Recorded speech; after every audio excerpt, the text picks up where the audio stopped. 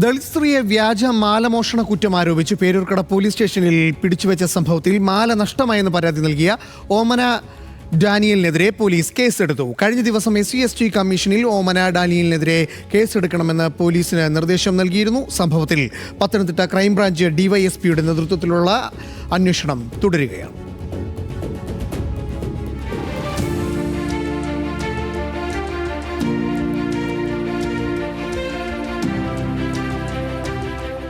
നീണ്ട 20 മണിക്കൂർ ഭക്ഷണവും വെള്ളവുമില്ലാതെ സ്റ്റേഷനിൽ കിടക്കേണ്ടി വന്ന ഒരു സ്ത്രീയുടെ ദുരവസ്ഥയിൽ ഒടുവിൽ നിയമ നടപടി. മാല മോഷ്ടിച്ചുവെന്നാരോപിച്ച് പരാതി നൽകിയ വീട്ടുടമസ്ഥ ഓമന ഡാനിയലിനെതിരെ പേരൂർക്കട പോലീസ് കേസ് രജിസ്റ്റർ ചെയ്തു.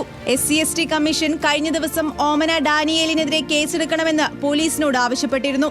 വൈകിയെത്തിയ നടപടിയിൽ ആശ്വാസമെന്ന് ബിന്ദു പ്രതികരിച്ചു.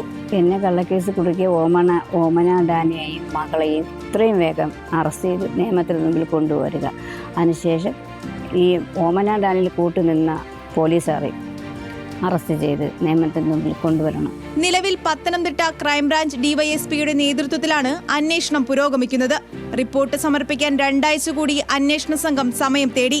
തന്നെ മാനസികമായി പീഡിപ്പിക്കുകയും ഉപജീവനമാർഗം ഇല്ലാതാക്കുകയും ചെയ്ത ഓമന ഡാനിയലിനെയും അതിന് കൂട്ടുനിന്ന പോലീസുകാരെയും നിയമത്തിന് മുന്നിൽ കൊണ്ടുവരണമെന്ന് തന്നെയാണ് ബിന്ദുവിന്റെ നിലപാട്.